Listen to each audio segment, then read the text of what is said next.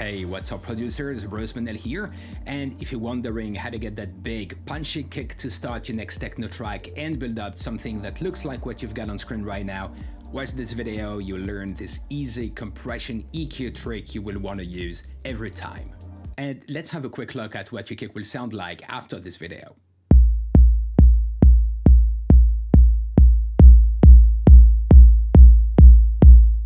It sounds a lot better already, and you can see the peak output level of the kick hasn't changed a bit. So turn on your maschine controller and let's make some beats in Logic. The kick is a good way to start if you're trying to create something new. Load up a kick sample on Sound 1 and choose the pitch of your kick. I'll set mine to B. Create a MIDI region on channel 1 with notes for your kick or export it from maschine. Now, adjust the volume on your maschine controller so you reach -6 dB on your channel strip in Logic.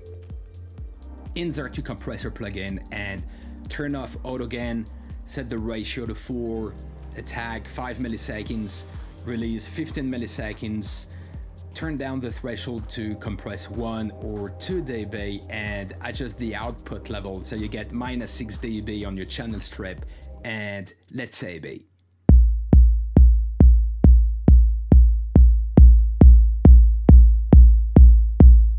Much better. Now let's EQ.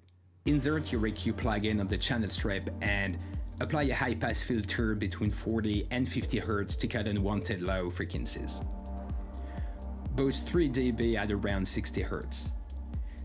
Cut 4-5 dB to remove muddiness between 250-450 Hz. Boost the high mids 4 dB at around 3 kHz. And boost 3 dB at 10 kHz. Finally, adjust the output level so you get -6 dB on your channel strip. Now let's say B.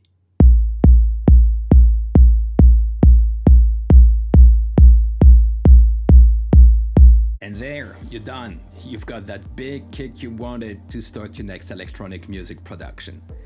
Don't forget to like and subscribe for more techno production tips.